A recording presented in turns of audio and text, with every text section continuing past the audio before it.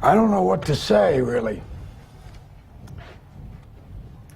3 minutes to the biggest battle of our professional lives. All comes down to today. Either we heal as a team, or we're going to crumble.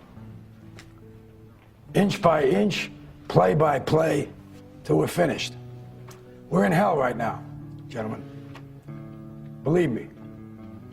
And we can stay here, get the shit kicked out of us, or we can fight our way back into the light.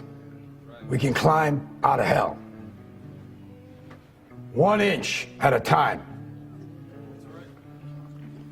Now, I can't do it for you. I'm too old. I look around, I see these young faces, and I think, I mean, I made every wrong choice a middle-aged man can make.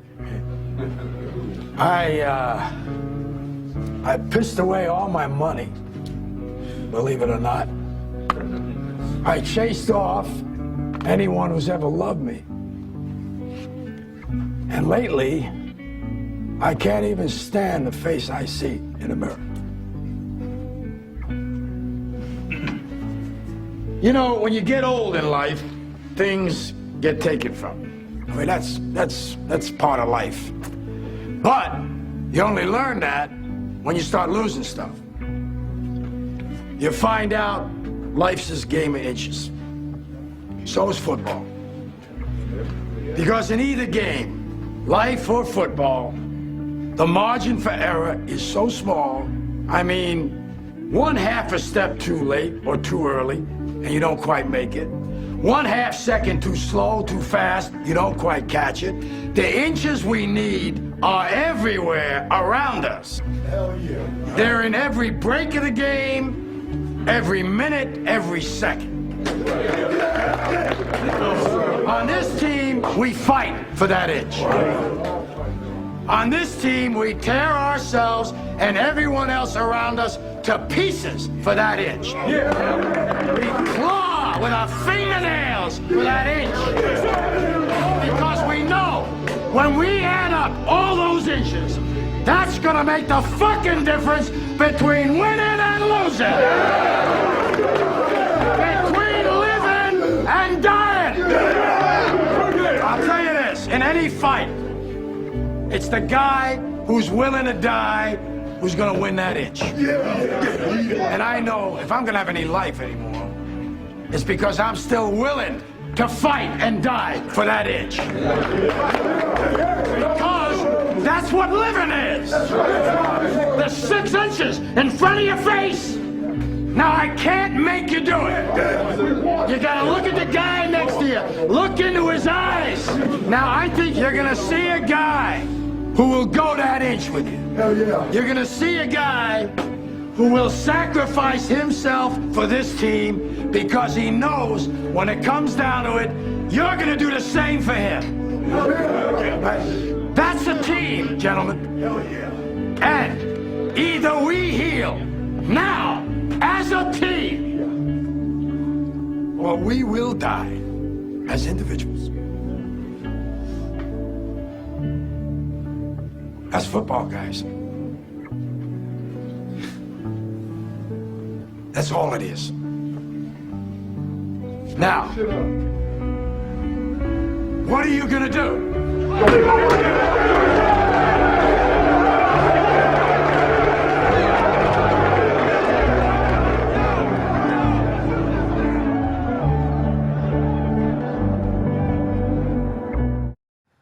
That speech is now a cult classic. It's considered to be an emotive and motivational speech. Some would say it's a stereotypical speech, indicative of the American culture of gridiron.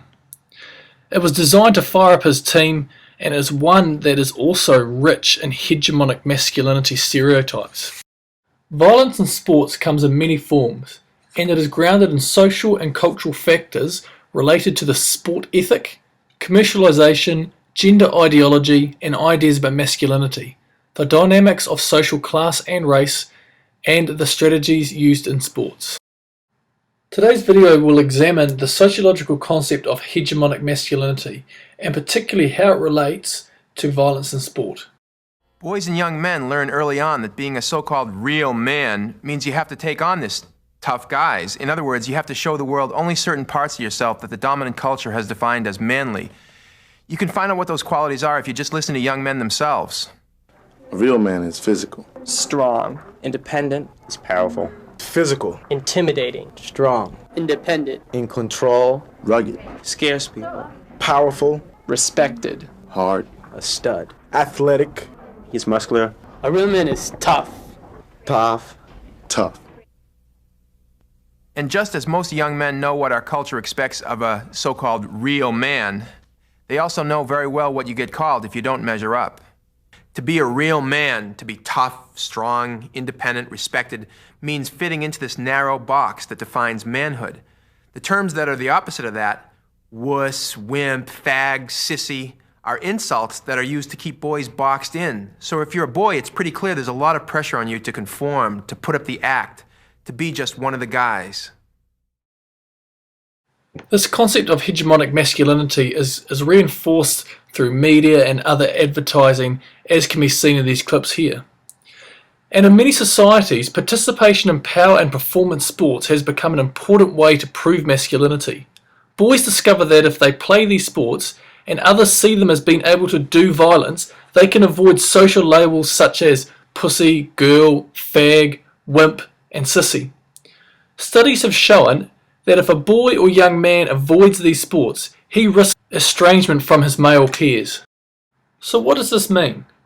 With the concept of hegemonic masculinity being reinforced through media, sports and the like, in essence it teaches young boys and young men that being a so-called man is about being tough, aggressive, stoic, etc.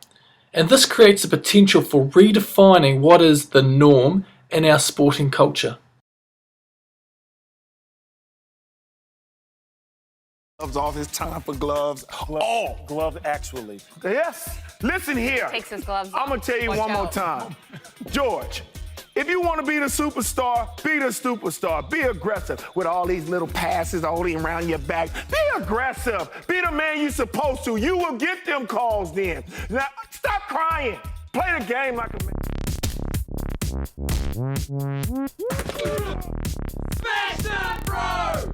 Into the top three, it's Tuilangi on Davies again, and Davies will be having nightmares. Oh, that's a big hit over on the far side from you-know-who, Alasana.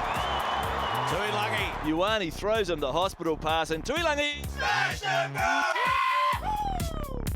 Number two comes from earlier in the same movement. Mapusua belts Kurtley Beale. That's how he rolls. It's a good old-fashioned...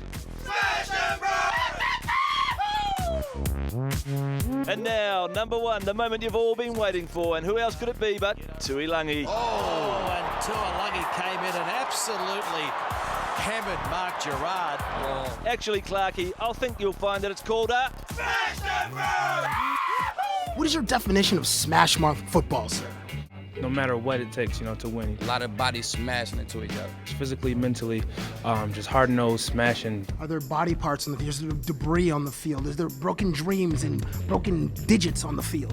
Yeah, there might be a little blood, might be some flesh, some skin. Right. If you can break some wills out there, and your will is broken, then you've done smash mouth football. Violence reinforces feelings of self-worth by inviting affirmation from other athletes. This is why athletes who don't play in pain are defined as failures, whereas those who do are defined as courageous. I mean, we've all heard of Buck Shelford and his testicle game. Buck Shelford achieved so much in the game of rugby as an All Black and after his career, but so many people will come back to the fact that he played on that game and how masculine and how much of a man he was for doing so. Tomorrow in class, we're going to focus on the sociological concept of hegemonic masculinity, and we're going to discuss conforming and overconforming to the norms of sports ethic. We'll do this by looking at a case study that will examine the New Orleans Saints.